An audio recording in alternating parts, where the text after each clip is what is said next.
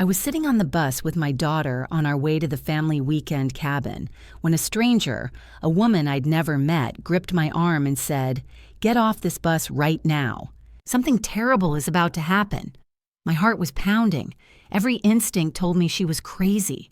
But something in her eyes, something urgent, something terrified, made me believe her. So I got off, but as I stepped down and turned to watch the bus pull away, my entire body went cold at what I had just escaped. Before we go any further, thank you for being here. I mean it. If this moment resonated with you, please take a moment to comment where you're watching from. It means more to me than you think and helps this channel reach more people like you.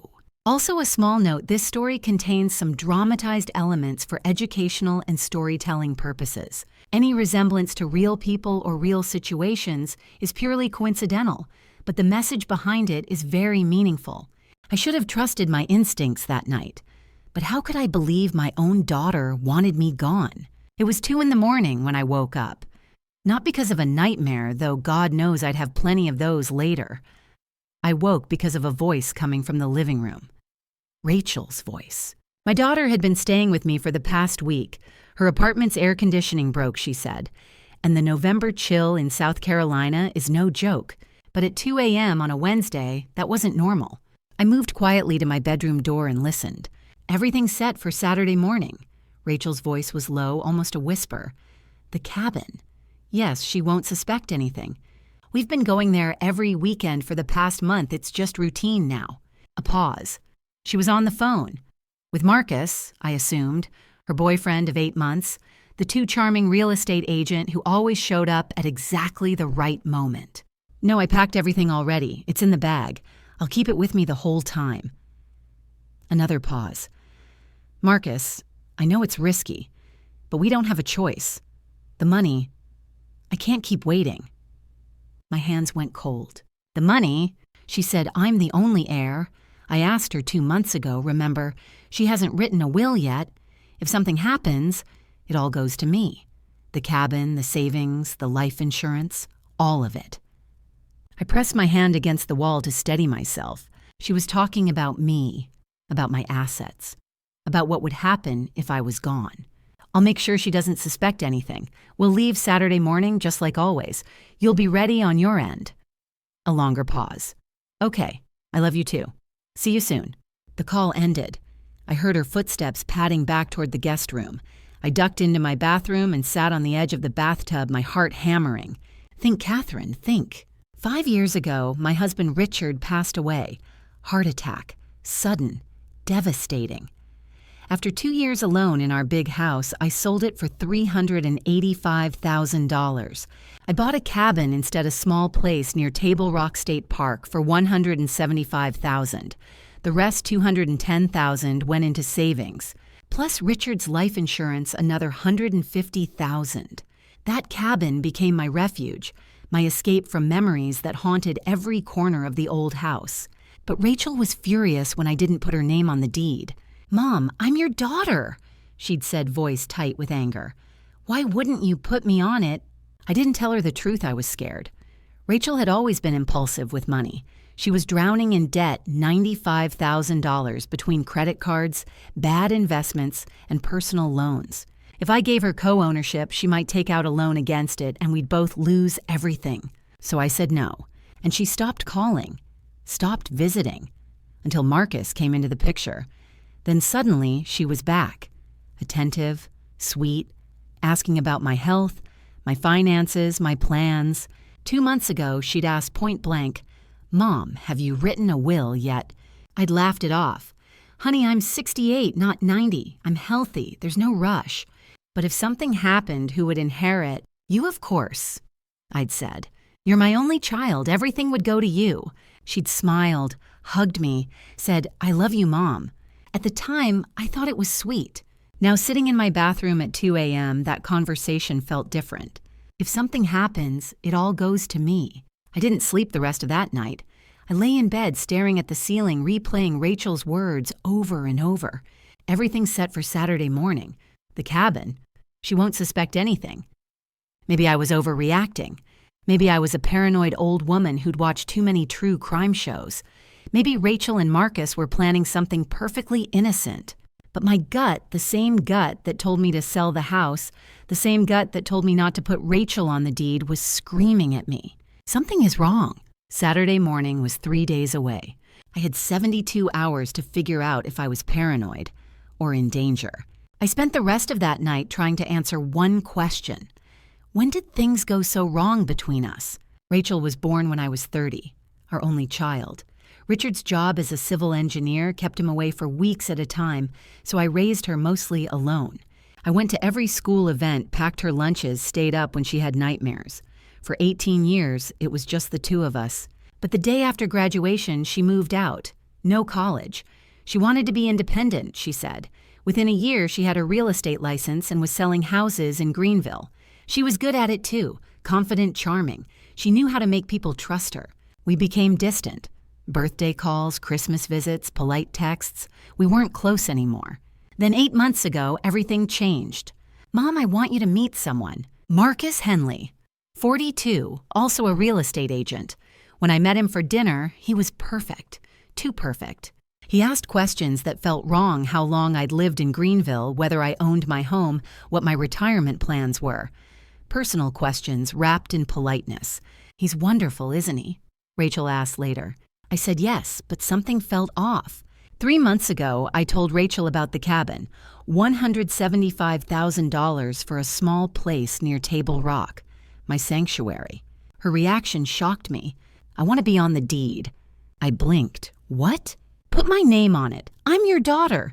If something happens to you, I'd inherit it anyway, right? My stomach tightened. Rachel, I just bought it. I want it in my name. Why don't you trust me? I didn't, and she knew why.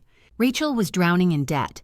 She'd mentioned it over the years: credit cards, bad investments, personal loans. But I didn't know how bad until she asked me directly. Mom, I need $95,000. I nearly dropped my coffee. Rachel, $45,000 in credit card debt, $30,000 from a property deal that went bad, $20,000 in personal loans. The interest is crushing me. I'll lose everything if I don't pay it off. $95,000, nearly half my savings. Honey, I can't. You have the money, she said, voice rising. You sold the house. You bought a cabin. You have over $200,000 in the bank. You could help me. I can give you $10,000. That's all I can afford. I'd thought about it carefully. $10,000 was what I felt safe risking. If Rachel couldn't manage her money before, what would stop her from losing more? Her face went hard. $10,000, that's it. Rachel, I'm 68. This money has to last me the rest of my life. She left without saying goodbye. After that, the calls stopped. The visits stopped. Until last week, when she showed up saying her air conditioning was broken. Now, lying in bed at 3 a.m., I wondered if I'd made a terrible mistake. Richard had been gone 5 years. I'd sold our house for $385,000, bought the cabin for $175,000, kept $210,000 in savings plus $150,000 in life insurance, over $500,000 in assets. And Rachel knew she was the only heir. I told her 2 months ago when she asked about my will. If something happens to you, that's what she'd said on the phone. Not if something happens. If something happens to you. Thursday morning came. I found Rachel in the kitchen making coffee, smiling like nothing had happened. Morning, Mom. Sleep okay? I forced a smile. Fine, you... Great. She handed me a cup. Her hands were steady, her smile warm. But all I could hear was her voice. She won't suspect anything. I sipped my coffee and stared at my daughter. Did I push her away by saying no? Or did saying no push her towards something far worse than debt? We arrived at the Greenville bus depot 45 minutes early, Rachel had insisted. I don't want to miss the bus, she'd said that morning, pacing my kitchen while I finished my coffee. We need to leave now. Now we sat in the waiting area, hard plastic chairs, fluorescent lights buzzing overhead, and she checked her watch for the 3rd time in 5 minutes. Honey, we have plenty of time, I said, reaching over to touch her arm. She pulled away. I know. Are you nervous about something? No. She clutched the canvas bag in her lap tighter. I just want to get there. I tried to smile. It'll be nice. Just the two of us at the cabin, like when you were little. Remember how we used to sit on the porch and... Mom, her voice was flat. I remember. The coldness in her tone stopped me. I looked at her. really looked at her, and saw dark circles under her eyes, tension in her jaw the way her fingers kept drumming against that bag. "Rachel, what's wrong?" "Nothing's wrong. You barely slept last night. You've been on edge all morning. If something's bothering you, you can tell me." "I'm fine." She stood abruptly. "I'm going to the restroom." She walked away before I could respond, clutching the bag to her chest like it contained something precious or dangerous. I sat alone watching other passengers trickle in. An elderly couple, a construction crew, a young mother with a little boy. Through the window, I noticed a silver sedan parked near the far fence. The engine was running. I could see exhaust curling in the cold morning air. The windows were tinted dark. Something about it bothered me. Rachel returned 5 minutes later. Her eyes were red. "Have you been crying?" "No." "Rachel." "Mom, I said I'm fine." She sat down 2 chairs away from me. Not beside me, 2 chairs away. When had my daughter started sitting 2 chairs away? At 8:15 a.m., the intercom crackled. "Now boarding bus 47 to Table Rock. All passengers please proceed to gate 2. Rachel stood immediately, bag clutched to her chest. We joined the line. The elderly couple ahead of us, the construction crew behind. "I'm glad we're doing this," I said, trying again. "Spending time together, just the 2 of us. We haven't done that in so long." Rachel didn't answer. She was staring past me out the window at the parking lot. At the silver sedan. "Do you know that car?" I asked. Her head snapped toward me. "What? The silver sedan. You keep looking at it." "I don't know what you're talking about." "Rachel, I'm not—" "Ma'am." The driver. Frank, according to his nameplate, gestured us forward. Boarding. Rachel climbed the steps quickly. I followed, fumbling for my ticket. Inside, the bus smelled like diesel and old vinyl. Rachel moved down the aisle without looking back. She chose a window seat near the rear row 9 and immediately turned toward the glass. I hesitated, then took a seat 4 rows ahead, row 6. Maybe she needed space. Maybe I was being clingy. But as I settled into my seat, I glanced back. Rachel was staring out the window. Her reflection in the glass looked pale, haunted. And her hands, I could see them even from here, were gripping that canvas bag so tightly her knuckles had gone white. More passengers boarded. The construction crew filed past, laughing about something. The young mother carried her son down the aisle, his head on her shoulder. At 8:28 a.m., an older woman with white hair stepped onto the bus. She paused, surveying the seats, then chose one across the aisle from Rachel. Frank closed the doors. The engine rumbled to life. I looked out my window one last time. The silver sedan was still there, engine running. And though I couldn't see through the tinted windows, I had the strangest feeling. Someone was watching us leave. The bus lurched forward, pulling away from the depot. I turned in my seat, looking back at Rachel. She was still staring out the window. But now I realized she wasn't looking at the scenery. She was checking her watch. The bus smelled like diesel and old vinyl. I sat in row 6, watching the Carolina foothills roll past. Pines crowded the roadside. The pavement climbed upward, winding into tighter curves.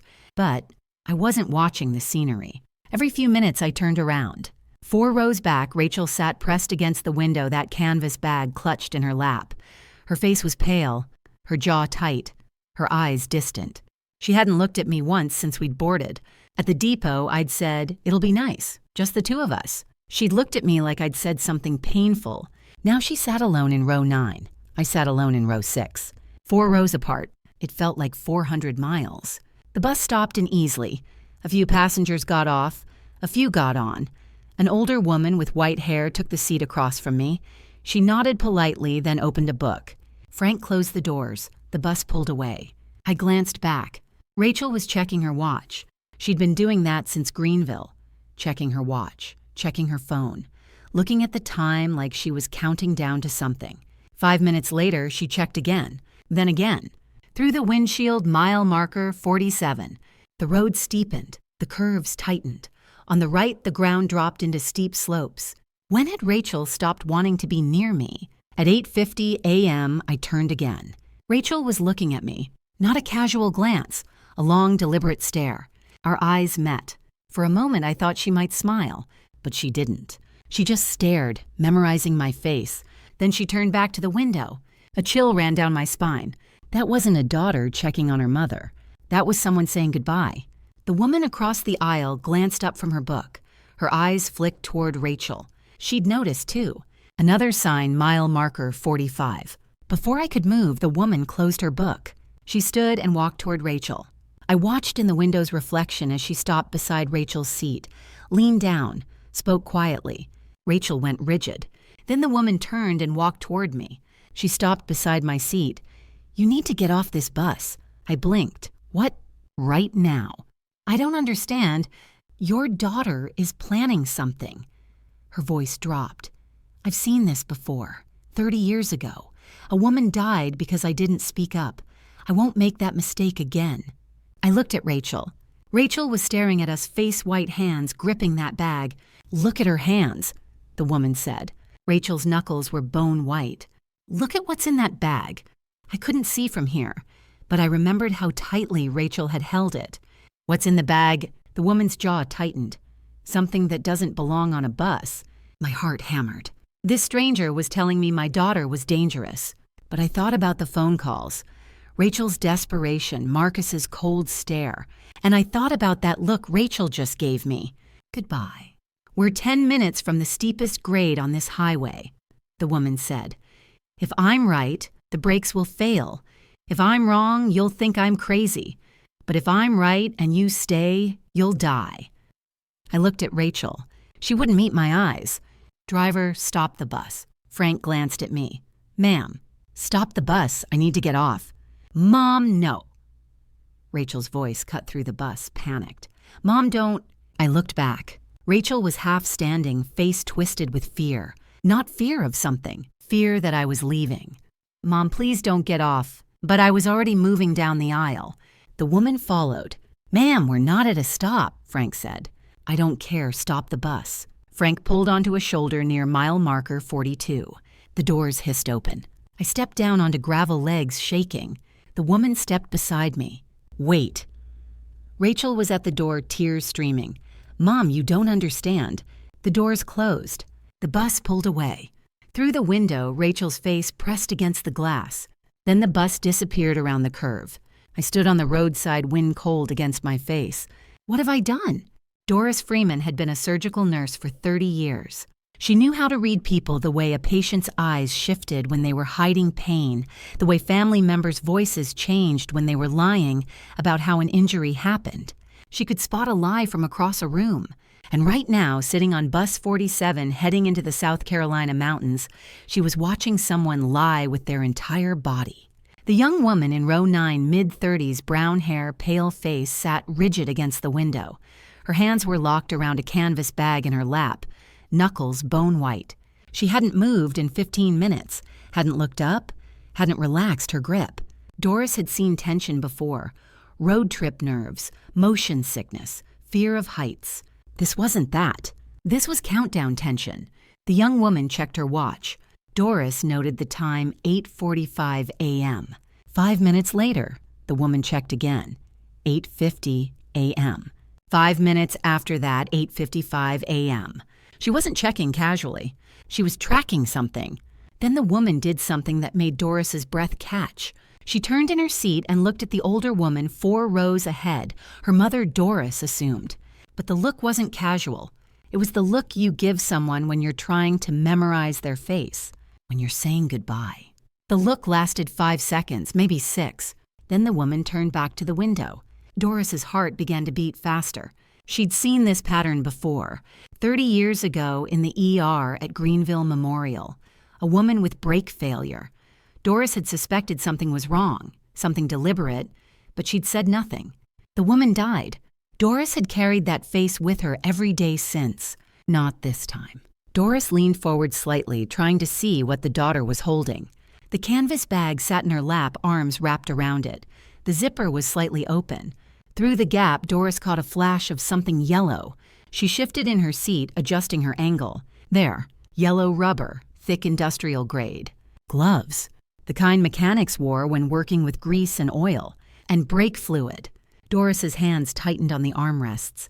She looked at the daughter's face, pale, jaw clenched, eyes tracking the road ahead. She looked at the bag, the yellow gloves hidden inside. She looked at the mother 4 rows ahead, gazing peacefully out the window. And suddenly Doris understood. Through the front windshield, she saw a green sign flash past mile marker 43. Doris knew this road. In less than 10 minutes, they'd reach the steepest grade on SC Highway 11, a 40-degree downhill slope with hairpin curves and a cliff that dropped 200 feet. If a bus lost its brakes on that grade, the driver would have seconds to react. And if he didn't react perfectly, the bus would go over the edge. Everyone on board would die. Doris looked at the daughter again. Her breathing was shallow, fast. Her eyes were locked on the road ahead. She's waiting for it. Another sign flashed past mile marker 42. The daughter checked her watch, 8:57 a.m. Her hands trembled where they gripped the bag. Doris made a decision. She would not carry another face for the next 30 years. She would not let another woman die because she was too afraid to act. Not this time. Doris stood up, stepped into the aisle, and crossed to the mother's seat. It was time to speak. I was staring out the window when someone appeared beside me. The older woman from across the aisle. Up close I could see the lines around her eyes, the gray roots in her white hair. Her expression was urgent. "You need to get off this bus," she said quietly. I blinked. "I'm sorry." "Right now, you need to get off." I glanced at Rachel. She'd gone rigid. "Ma'am, I think there's been some mistake." "Your daughter." The woman's voice dropped to a whisper. "She's planning something." My stomach dropped. "What are you talking about?" "I don't have time to explain, but I've seen this before. 30 years ago, a woman died because I didn't speak up." Her eyes locked onto mine. "I won't let it happen again." "That's insane. Look at her hands." I looked. Rachel's knuckles were bone white where they gripped the bag. "Look at what's inside." I leaned forward. Through the gap in the zipper, I saw something yellow. Rubber. "Why would she—" I started, but my voice died. "We're 10 minutes from the steepest grade on this highway," the woman said. "If I'm right, the brakes on this bus are going to fail. If I'm wrong, you'll think I'm crazy. But if I'm right and you stay on this bus, you'll die." I looked at Rachel. She wouldn't meet my eyes. "Rachel." My voice shook. "What's going on?" "Nothing, Mom." Her voice was thin, stretched. "She's confused." But her face told a different story. My heart hammered. This was absurd. This woman, this stranger, was telling me my daughter wanted me dead. But then I thought about the phone calls, the desperation, the way Rachel had begged me to come on this trip, the way Marcus had looked at me the last time I'd seen him, cold, calculating. "Driver." I stood up. "Stop the bus." "Mom, no." Rachel grabbed my arm. "Please don't." I pulled away. "Let go." Frank glanced at me in the rearview mirror. "Ma'am, we're not at a stop." "I don't care. Stop the bus." "Mom, please." Rachel's voice cracked. "You don't understand." But I was already moving down the aisle. Frank pulled onto a narrow shoulder. The doors hissed open. The older woman followed me down the steps. "Mom, wait." Rachel was at the door now, tears streaming. "Please." The doors closed. The bus pulled away. Through the window, I saw Rachel's face, white, terrified, her mouth forming words I couldn't hear. Then the bus disappeared around a curve. I turned to the woman. "Who are you?" "Doris Freeman." She pulled out her phone. "We need to call the police." In the distance, I heard the bus engine straining upward. Then faintly, something else. Screaming. If you're still here with me, pause for 1 second and think about this if this happened to you. How would you react? Would you trust a complete stranger? Or stay and believe your own child one last time? Share your thoughts in the comments below because the next moment is where the decision is made and everything changes. And just a gentle note, the next part of this story includes some dramatized elements created for storytelling and reflection. A few details may not be entirely factual. If this isn't something you wish to continue, you're free to stop watching here. I stood on the gravel shoulder watching the curve where the bus had disappeared. The November wind cut through my jacket. My legs trembled. I wrapped my arms around myself, but I couldn't stop shaking. "What have I done?" I whispered. Doris already had her phone out. Her fingers moved quickly across the screen. "Who are you calling?" 911. She pressed the phone to her ear. "Yes, emergency. We need police and ambulances on SC Highway 11 northbound approaching mile marker 43. There's a Greenville Transit bus number 47. The brakes have been sabotaged." My knees buckled. Doris caught my elbow. "Ma'am, how do you know the brakes were sabotaged?" The dispatcher's voice crackled through the speaker. "Because I saw the tools." Doris said, her voice steady. "Mechanic's gloves in the suspect's bag." She cut the brake line. "They're heading toward the steepest grade on this highway. They have maybe 5 minutes before—" She stopped. Through the trees, faint in the distance, I heard the sound of the bus engine straining. Then silence. Then a sound I'll never forget. Metal screeching against stone. A long, grinding roar. Shouting and screaming. "Oh my God," my voice broke. "Oh my God, they crashed." Doris spoke into the phone, her words clipped and urgent. "The crash just happened. Send everything, fire, EMS, police, now." She hung up and turned to me. "Catherine, my daughter is on that bus." I grabbed her arm. "We have to go. We have to—" I started up the road, stumbling on the uneven gravel. "Catherine, wait. She could be hurt. She could be dying. Catherine, it's over a mile uphill. We can't—" "I don't care." Tears streamed down my face. "She's my daughter." I made it maybe 50 yards before my lungs gave out. I bent over, gasping, my hands on my knees. Doris caught up to me. "Listen to me. Running up this mountain won't help her. The police will be here in minutes. The ambulances—" I can't just stand here. Then we flagged down a car. I looked at her, my vision blurred with tears. "What?" "There's another vehicle coming." Doris pointed down the highway. In the distance, I could see headlights approaching. "We flagged them down. They can drive us up." We moved back to the shoulder. The vehicle grew closer, a pickup truck, dark blue, muddy from mountain roads. I stepped into the road, waving my arms. For a horrible moment, I thought it would pass us by. Then brake lights flared red. The truck slowed, stopped. A man leaned out the driver's window, maybe 45, beard flannel shirt. "You ladies okay?" "There's been an accident." Doris moved to the passenger side. "Up ahead, a bus. Can you take us there?" The man's expression shifted from confusion to alarm. "A bus, Jesus. Get in." I climbed into the back seat. Doris took the front. The truck smelled like coffee and sawdust. "Name's Jim," the man said, already accelerating. "What happened?" "The brakes failed," Doris said. 24 people on board." Christ. Jim's hands tightened on the wheel. "You see it happen." We heard it. The truck climbed the grade engine, growling. I pressed my face to the window, searching the road ahead. Please let her be okay. Please let her be alive. Please. But even as I prayed, another thought crept in.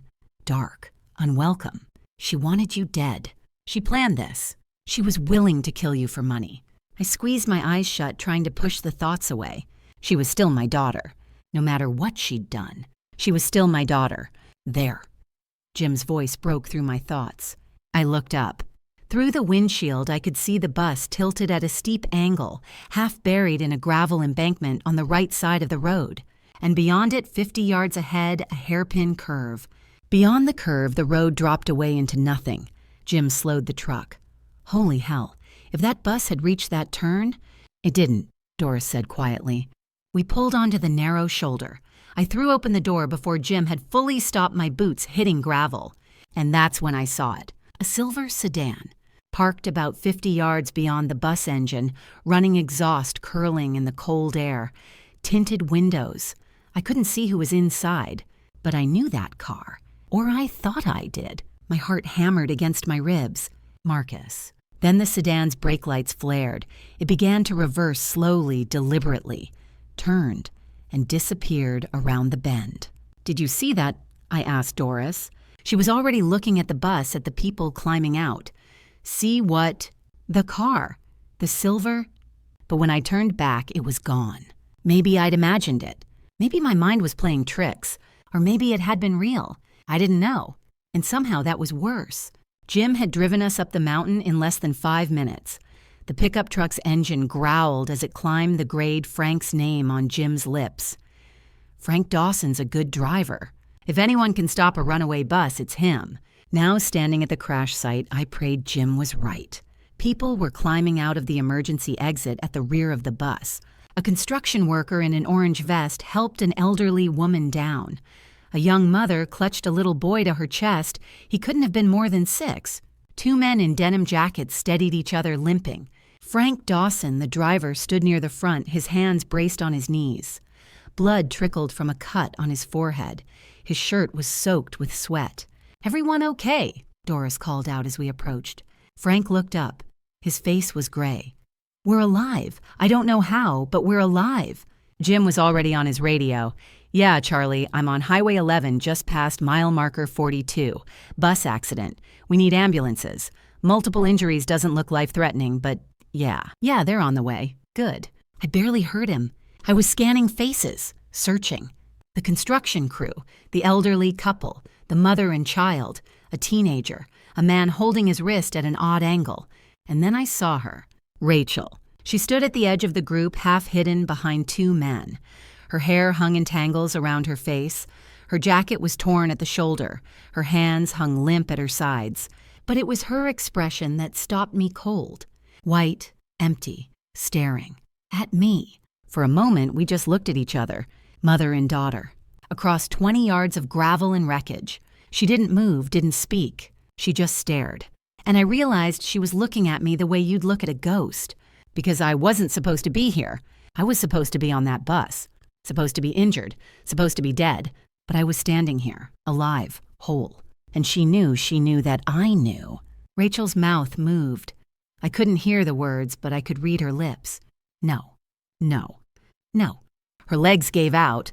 She collapsed onto the gravel, her hands pressed to her face, sobbing. Doris's hand found my shoulder. "Catherine, she did this." My voice didn't sound like my own. "My daughter did this." "I know. She tried to kill me." "I know. 24 people could have died. But they didn't." Doris's grip tightened. Frank stopped the bus. He saved them. I looked at Frank. He was sitting on the ground now, his back against the bus, his head in his hands, shaking. "How?" I whispered.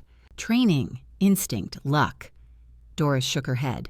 "All three." In the distance, sirens began to wail. Red and blue lights flickered through the trees. The police were coming. The ambulances. And when they arrived, they would ask questions. They would find the cut brake line. They would find the tools in Rachel's bag. And they would arrest her. My daughter. My only child. I walked toward her slowly. Each step felt like moving through water. She looked up as I approached. Her face was streaked with tears. Her eyes were red and swollen. "Mom," she whispered. "Mom, I stopped 3 feet away. I wanted to hold her, to tell her it would be okay. But I couldn't. Because it wouldn't be okay. Not ever again. Why, the word came out broken. Why, Rachel." She opened her mouth, closed it, opened it again. But no words came. Maybe there were no words. Maybe there was no answer that could make this make sense. 2 police cruisers pulled up, lights flashing. Captain Thomas Brennan stepped out of the first one, taking in the scene with sharp, assessing eyes. He walked over to Frank first, spoke quietly. Frank nodded, gestured toward the bus. Then Brennan turned toward me. And I knew. The moment he looked at me, I knew. He'd already figured it out. Or he would soon. Doris stepped forward. "Officer, I'm Doris Freeman. I'm the one who called 911. Brennan's eyes shifted to her. "You said the brakes were sabotaged." "Yes." "How did you know?" Doris glanced at Rachel, then back at Brennan. "Because I saw the tools in her bag."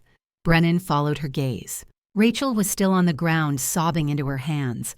"Ma'am," Brennan said, his voice gentle but firm, "I'm going to need you to stand up." Rachel didn't move. "Ma'am, please stand up." Slowly, Rachel raised her head, looked at me one last time, and I saw it. Not anger, not defiance, just emptiness. She stood. Brennan moved toward her, one hand on his belt, the other extended. "Ma'am, I need you to put your hands behind your back." Rachel obeyed. Click, click. The sound of handcuffs closing was the loudest thing I'd ever heard. Captain Thomas Brennan arrived at the crash site within 20 minutes of the first police cruiser. He was maybe 55 gray at the temples, with the kind of steady, assessing gaze that made you feel like he was reading your entire life story in 3 seconds. He walked the perimeter of the crash site first, studied the bus, the gravel embankment, the cliff 50 yards away. Then he spoke to Frank. I couldn't hear what they were saying, but I watched Frank gesture toward the brake pedal, toward the road behind us, toward the curve ahead. His hands shook as he spoke. Brennan nodded, made notes. Then he turned to one of the officers. "Get a mechanic up here." I want that brake line examined. Now." 20 minutes later, a man in coveralls arrived in a tow truck. He crawled under the front of the bus with a flashlight. When he emerged, his expression was grim. "Brake line's been cut," he said. "Clean cut. Not worn. Not corroded. Somebody did this on purpose." My stomach dropped. Brennan's jaw tightened. "You're sure?" "100%. Brennan turned to Detective Angela Price, a younger woman with dark hair and sharp eyes who'd arrived with the second wave of officers. "We're treating this as attempted murder. 24 potential victims. I want everything: passenger interviews, forensics, the works." Price nodded, already on it. "They started with Rachel." An officer approached her where she sat on the ground, still crying. "Ma'am, I need to see your bag." Rachel didn't respond, didn't move. "Ma'am, your bag, please." Slowly, Rachel released her grip on the canvas bag. The officer pulled on latex gloves, opened the bag carefully, and looked inside. His expression changed. "Captain," he called, "you need to see this." Brennan walked over, looked into the bag, then looked at Rachel. "Ma'am, can you stand up for me?" Rachel stood swaying slightly. "What's your name?" "Rachel." Her voice was barely a whisper. "Rachel Morrison." "And what's in the bag, Rachel?" She didn't answer. Brennan reached into the bag with a gloved hand and pulled out a pair of yellow rubber gloves. The fingers were stained dark. He sniffed them carefully. "Brake fluid," he said. Then he pulled out a small wrench, a rag stained with grease. He looked at Rachel. "Do you want to tell me why you have these?" Rachel's face crumpled. She covered her mouth with both hands, sobbing. Doris stepped forward. "Officer, I'm Doris Freeman. I was on the bus. I saw those gloves." Brennan turned to her. "When?" "About 8:50 this morning. The suspect opened her bag to get something. I think it was a water bottle. That's when I saw the gloves. Yellow rubber, stained. I'm a retired surgical nurse. I know what brake fluid looks like." Brennan's gaze shifted back to Rachel. "Rachel Morrison, you have the right to remain silent. Anything you say can and will be used against you in a court of law. You have the right to an attorney." "I did it." Rachel's voice was flat, empty. "I cut the brake line, Friday night, at the depot." "Rachel, don't—" I started forward, but an officer held me back. "Ma'am, please stay where you are." "She's my daughter." Brennan finished reading the Miranda rights. "Do you understand these rights as I've explained them to you?" Rachel nodded. "I need a verbal answer." "Yes." "Do you wish to speak to an attorney?" Rachel shook her head. "No, I'm done lying." They put her in the back of a police cruiser. I watched through the window as they buckled her in. Her face was blank, hollow, like she'd already left her body. Detective Price approached me. "Mrs. Morrison, I know this is difficult, but we're going to need to take your statement. Can you come to the station now?" "Within the next few hours, yes." I nodded numb. Price's expression softened slightly. "Your daughter is cooperating. She's talking. That's good. For everyone." "What is she saying?" "I can't discuss that yet, but you'll hear it. Soon." Price paused. "Is there someone who can drive you? You shouldn't be alone right now." Doris stepped up beside me. "I'll take her." Price nodded. "Thank you." As the police cruiser pulled away with Rachel inside, I felt something crack inside my chest. My daughter, my only child, arrested for trying to kill me. Doris's hand found mine. "Come on, let's get you somewhere quiet." But I couldn't move. I stood on that gravel shoulder watching the cruiser disappear around the curve. And I thought this morning I woke up excited to spend the weekend with my daughter. Now she's in handcuffs, and I don't even know who she is anymore. I sat in the corner of the Greenville Police Department's waiting area, clutching a styrofoam cup of coffee I hadn't touched. Doris sat beside me, her hand resting on my knee. Captain Thomas Brennan had arrived at the crash site within 20 minutes. By the time the ambulances left, everyone battered but alive. He'd already begun piecing it together. Brake failure. Sabotage. A mother who'd been warned to get off the bus by a stranger who'd seen it coming. And a daughter who'd begged her to stay on. Now through the window of interview room 2, I could see Rachel. She sat hunched in a metal chair, her hands cuffed in front of her. Her orange jumpsuit looked 2 sizes too big. Her hair hung limp around her face. She wouldn't look up. Detective Angela Price stood across from her, a thick file open on the table between them. "Mrs. Morrison." A voice behind me. I turned. Captain Brennan gestured toward his office. "Can we talk?" Brennan's office was small and cluttered case files stacked on every surface, a map of Greenville County pinned to the wall. He motioned for me to sit. "Your daughter confessed," he said, without preamble. "She admitted to cutting the brake line on Bus 47 Friday night at the depot." My hands went numb. "She also named her boyfriend Marcus Henley as the one who planned it." Brennan pulled out a photograph, a driver's license. Marcus's face stared back at me cold and smug. "He's not in Greenville. He's in Atlanta. Has been since Friday evening." "Atlanta," I whispered. Brennan nodded. "We contacted Atlanta PD and the Georgia Bureau of Investigation.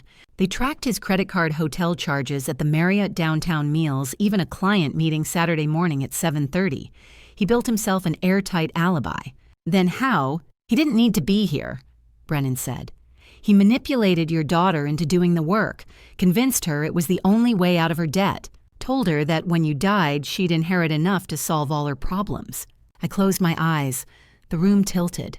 "We've issued a fugitive warrant," Brennan continued. "He's on the run cross state lines into Florida. The FBI is involved now under Title 18, Section 1073, unlawful flight to avoid prosecution. Special Agent Lisa Chen out of the Atlanta field office is coordinating. They picked up his trail heading toward Miami." "How long?" 48 hours, maybe less. He won't get far." I swallowed hard. "What about Rachel?" "She'll be charged with attempted murder and conspiracy. So will Marcus. We're looking at 15 to 20 years. 15 to 20 years. My daughter, my only child."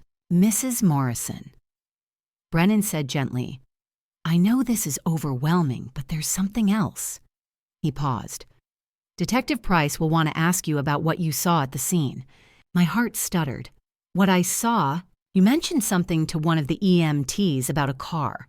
Detective Angela Price met me in a smaller interview room. She was younger than Brennan, mid-30s, sharp-eyed with dark hair pulled into a tight bun. She had a notepad open in front of her. "Mrs. Morrison, I understand you observed a vehicle at the crash site. Can you describe it?" I hesitated. "A silver sedan. It was parked on the access road, maybe 50 yards past the bus. The engine was running. Price's pen stopped moving. Silver sedan. Yes, tinted windows. I couldn't see who was inside." I swallowed. It backed away and left before anyone else noticed." She made a note, her expression unreadable. "What time was this?" "Around 9:11, maybe 9:12, right after we arrived." "And you're certain it was there?" I hesitated. Was I certain? In that moment, I'd been so sure. But now, sitting under fluorescent lights with my daughter in handcuffs 50 feet away, I didn't know. I think so," I said slowly. I was in shock. I just realized my daughter tried to kill me. My voice broke. Maybe I imagined it. Price leaned back. "We'll check trail camera footage from that time frame. Could be someone who stopped to help and panicked when they saw the damage." She paused, her gaze steady. "Or it could be exactly what you think it was." "What do I think it was?" She didn't answer, but I heard the unspoken words anyway. "Or your mind was playing tricks on you." An hour later, they brought Marcus Henley in. Not to Greenville. He was arrested at a budget inn near Miami International Airport trying to buy a one-way ticket to Cancun with cash. The FBI extradited him back to South Carolina within 72 hours. When I finally saw his mugshot on the news, I stared at it for a long time. Silver sedan, tinted windows, an accomplice no one could name, or a ghost conjured by a terrified mind. I still don't know which, and maybe I never will. I sat in a small room at the Greenville Police Department. One wall was glass one-way, Detective Price had explained. I could see into the interview room. Rachel couldn't see me. She sat at a metal table, her hands cuffed in front of her. She looked small, fragile, like a child. Price sat across from me in the observation room, a recorder on the table between us. "Are you ready?" she asked gently. I wasn't, but I nodded anyway. She pressed play. Static. A chair scraping. Then Rachel's voice, thin, hollow, defeated. "My name is Rachel Ann Morrison. I'm 36 years old and I tried to kill my mother." My hands clenched in my lap. I owe $95,000, $45,000 in credit cards, $30,000 from a real estate deal that went bad, $20,000 in personal loans. I asked my mom for help multiple times. She said no. She said I needed to figure it out myself, learn to be responsible. A pause. Breathing. I was angry. I thought she was selfish. She had money, the cabin savings, life insurance, and she wouldn't help her own daughter. I closed my eyes, tears burning behind my lids. That's when Marcus said he could fix everything, but I needed money, a lot of money. He did the math. If my mom died, I'd inherit $535,000. The cabin was worth $175,000. She had $210,000 in savings and a life insurance policy for $150,000. He said it would solve everything, all my problems, all our problems. My stomach twisted. He said Mom was old anyway. She'd had a good life. We deserve this more than she did. I opened my eyes, stared at the glass, at my daughter on the other side, her head bowed. I didn't want to believe him, but I was desperate, and he made it sound so reasonable.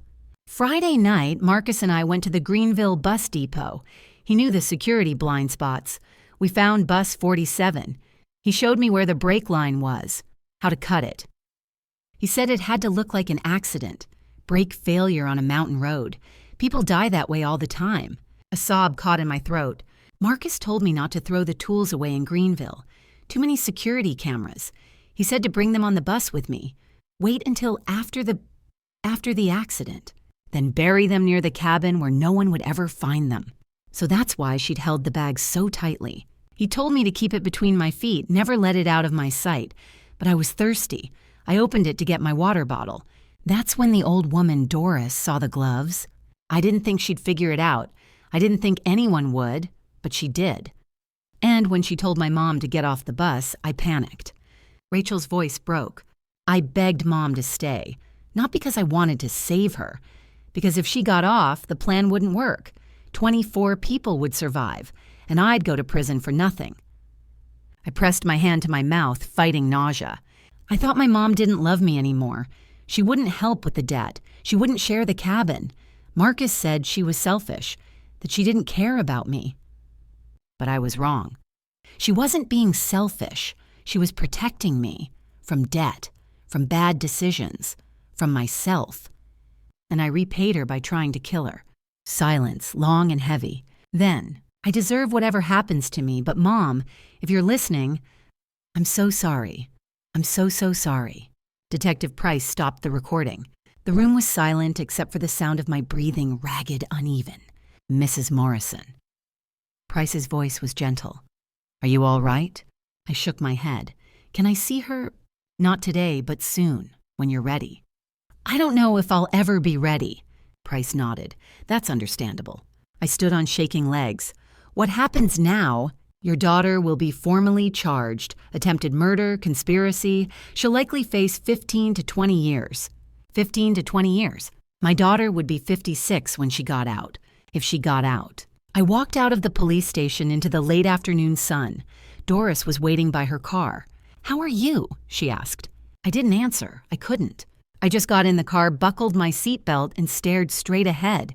Doris started the engine. We drove in silence. Finally, I spoke. I raised a daughter who valued money more than my life. My voice was hollow. Where did I go wrong? Doris didn't answer, because there was no answer. I couldn't go back to the cabin. Not yet, maybe not ever. So I stayed with Doris. She had a small house on the edge of Greenville, white clapboard, a front porch with rocking chairs, a garden that needed weeding. She gave me the guest room and didn't ask questions when I couldn't sleep. 3 nights in a row, I woke up screaming. The dream was always the same. The bus careening off the cliff, Rachel's face in the window, the sound of metal tearing glass shattering, and then nothing. On the 3rd morning, I found Doris in the kitchen making coffee.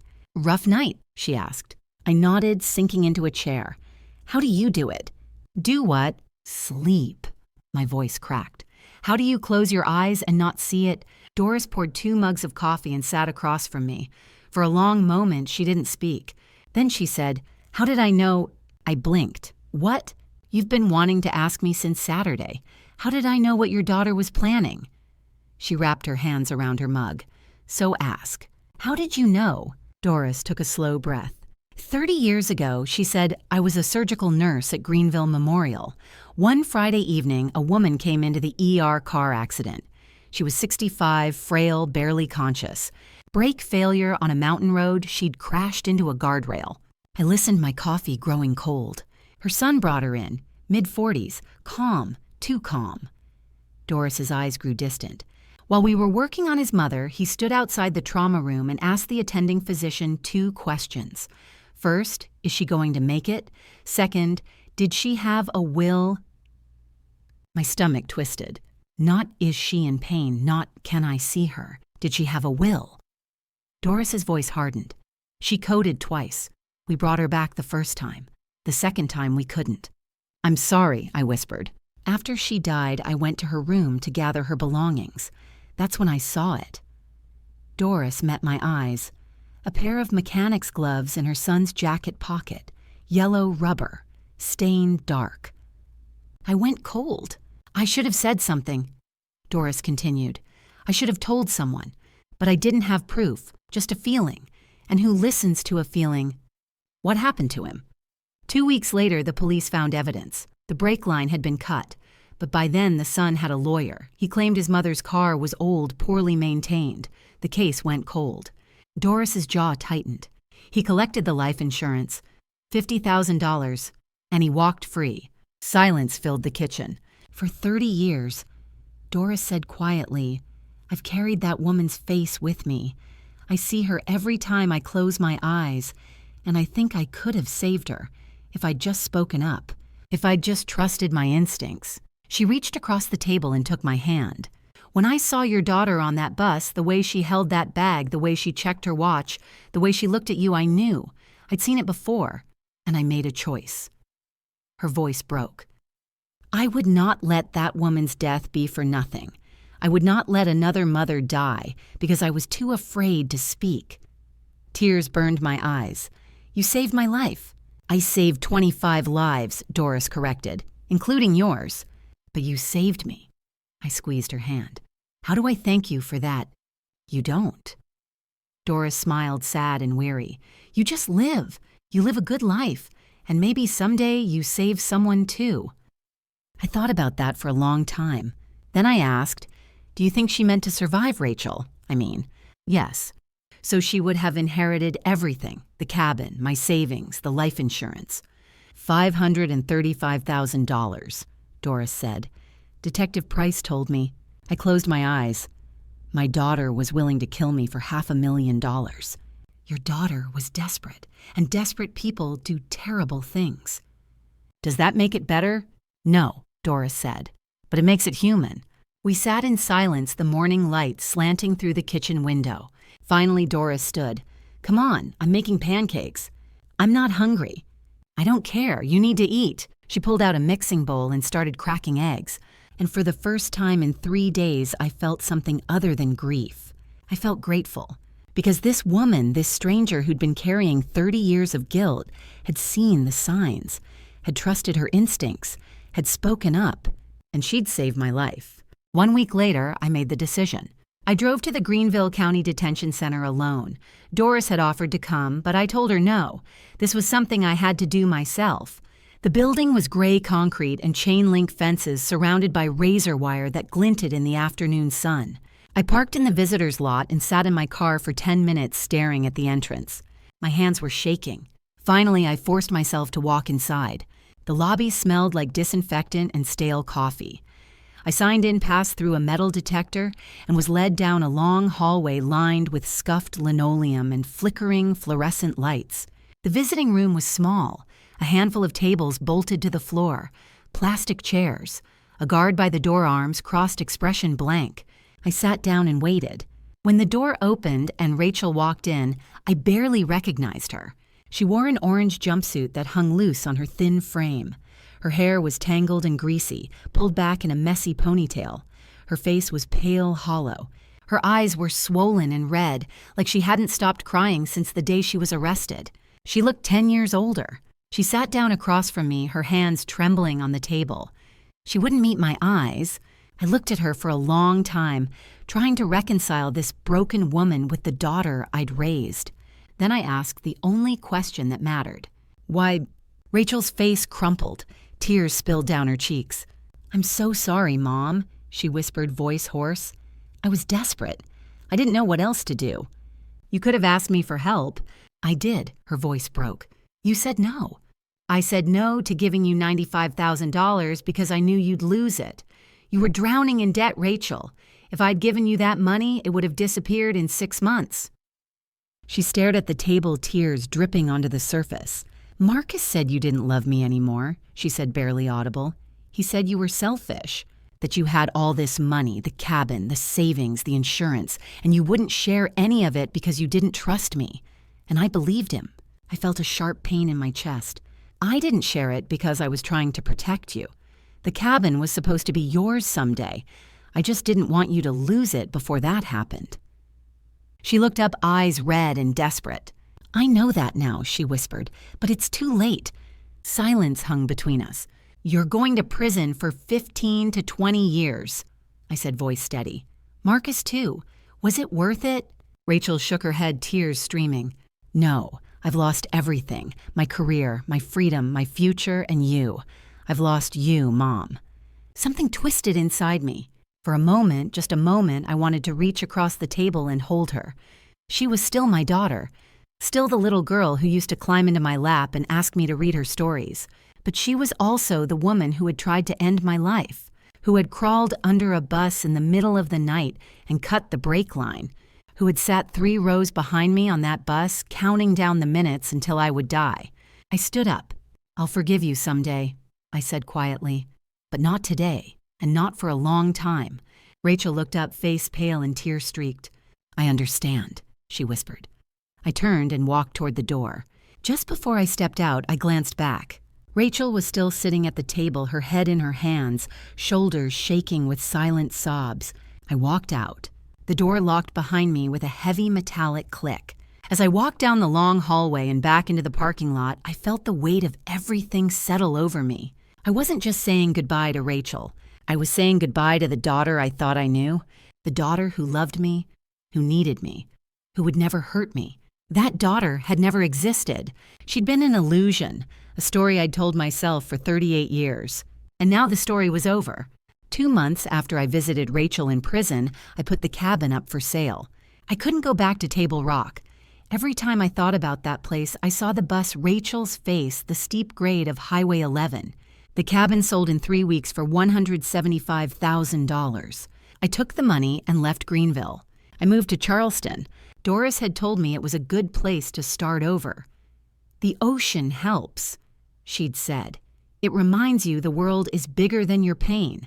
I found a small apartment near the historic district 10 minutes from the harbor. 1 bedroom, tiny kitchen, a balcony with a view of the Atlantic.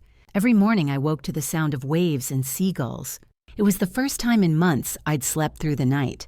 My cousin Helen lived in Charleston. When I called to tell her I was moving, she showed up the day I arrived with a casserole, a bottle of wine, and a hug that lasted 5 minutes. "You don't have to talk about it," she said, "but I'm here if you do." I didn't talk about it, not yet. But Helen came by twice a week anyway. She brought groceries, helped me unpack, sat on the balcony, and told me stories about her kids, her job, her neighbors. She filled the silence. And slowly the silence became less suffocating. I started a routine. Every morning, I walked to the waterfront. I'd buy coffee from a shop near the harbor and sit on a bench overlooking the water. I watched the boats, the tourists, people living their normal, uncomplicated lives. At first, I didn't talk to anyone. But after a few weeks, the barista started recognizing me. "The usual," she'd ask with a smile. A woman on the walking path nodded at me one morning. "Beautiful day, isn't it?" "It is," I said. Small things, small connections, but they mattered. I met a neighbor, a retired teacher named Margaret, who lived 2 doors down. She invited me to a book club. I almost said no, but then I thought about what Doris had told me. "You're stronger than you think." So I went. I sat in a room full of strangers and listened to them argue about a novel I hadn't read. For 2 hours, I didn't think about Rachel. I didn't think about the bus or the brake line or the confession. I just listened. It wasn't much, but it was something. Rachel sent me 3 letters from prison. They arrived one by one, her handwriting shaky on the envelopes. I didn't open them. I wasn't ready. Maybe I never would be. I stacked them on the kitchen counter, unopened, and tried not to look at them. Doris called me every week. "How are you doing, honey?" "I'm okay," I'd say. And I meant it. Not healed, not whole, but okay. "You're doing better than you think," Doris said one evening. "You sold the cabin. You moved. You're meeting people. You're building a life. That takes strength." I looked out at the ocean, the sun setting in streaks of orange and pink. "I don't feel strong." "You are," Doris said firmly. "You're stronger than you think." I wanted to believe her. Some days I woke up and felt the weight of everything crushing me. I thought about Rachel in that prison cell, the daughter I'd lost, the daughter who'd never really existed. But other days, I woke up and made coffee and walked to the harbor and felt the ocean breeze on my face. And I thought, I'm still here. I'd lost my daughter, but I'd found myself. Not the version who'd spent 20 years raising a child alone. Not the version who'd sacrificed everything to give Rachel a better life. A new version. A version who was learning to live for herself. It wasn't easy. It wasn't fast. But it was mine. 18 months later, I stood in front of 15 children at the Charleston Public Library, holding a picture book about a bear who was afraid of the dark. "Can anyone tell me what the bear is feeling?" I asked. A little boy in the front row raised his hand. "He's scared." "That's right, Noah, he's scared. But what does he do about it?" Noah thought for a moment. "He asks for help." Exactly. I was 70 years old. For the first time in my life, I was teaching kids to read not for money or recognition, just because I wanted to.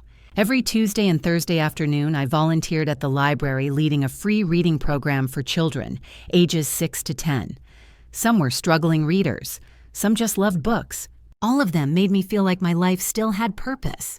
Noah was one of them. He was the same little boy I'd seen on Bus 47 that Saturday morning, clinging to his mother Amanda as the bus careened down the mountain with no brakes. Now he was 6, and he was learning to read.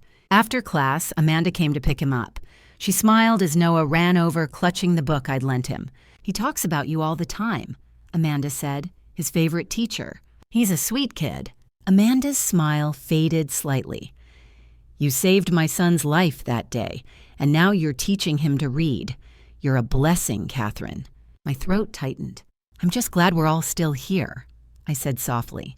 That evening, Doris came to visit. We met at a cafe near the harbor. We sat outside the ocean breeze, warm and salty, the sun setting in streaks of gold. "You look good," Doris said. "Really good." "I feel good," I said, and I meant it. Doris raised an eyebrow. "I heard you read Rachel's letters." I nodded. "Last week, all 15 of them. And she's changed. She's taking responsibility, not blaming Marcus anymore, not blaming me. She's taking college courses in prison psychology." "Psychology," Doris repeated. "Maybe she's trying to understand herself." "Maybe. Are you going to visit her?" I looked out at the ocean. "Maybe, someday, when I'm ready." "And when will that be?" "I don't know, but I've spent 18 months learning how to live again. I'm not going to rush that." Doris reached across the table and squeezed my hand.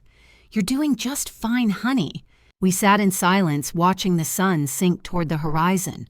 Then I said, "I've learned 3 things." Doris waited. "First, trust your instincts. If something feels wrong, it probably is. Second, people can surprise you for better or worse. And third," I paused, "it's never too late to start over." Doris smiled. "Amen to that." That night, I went home to my apartment overlooking the ocean. I made tea, sat at my kitchen table, opened my laptop. I stared at the blank screen for a long time. Then I started typing. "The Day I Got Off the Bus" by Catherine Reeves. I didn't know when I woke up that Saturday morning that my daughter was planning to kill me. I wrote for 2 hours. When I stopped, I sat back and read what I'd written. It wasn't finished. It might never be finished. But it was a start. Some stories don't have happy endings, but they can have hopeful ones. And I've learned that hope is enough. Looking back at everything that happened, I want to tell you this: trust your instincts. Don't ignore that voice in your head when something feels wrong, even if it's about someone you love. Family drama stories like mine aren't rare. Grandma stories often get dismissed as paranoia, but sometimes we see things others don't. I've learned that family drama stories can teach us the hardest lessons. Blood doesn't always mean loyalty, and love doesn't always mean safety. Don't be like me. Don't wait until you're standing on the edge of danger to listen to your gut. God gave us instincts for a reason. God put people like Doris in my path when I needed them most. And God gave me a second chance. Not everyone gets that. Grandma stories matter because we've lived long enough to recognize patterns and red flags. These grandma stories are warnings, not entertainment. Family drama stories teach us to protect ourselves even from those we love most. My advice: set boundaries, protect yourself, and remember, it's never too late to start over. If my story helps even one person trust their instincts and walk away from danger, then it was worth telling. Final note: this content contains dramatized storytelling elements for educational purposes. Some details are fictionalized, but the lessons and messages are entirely valuable. If this style doesn't suit you, that's okay. Please seek content that better fits your needs.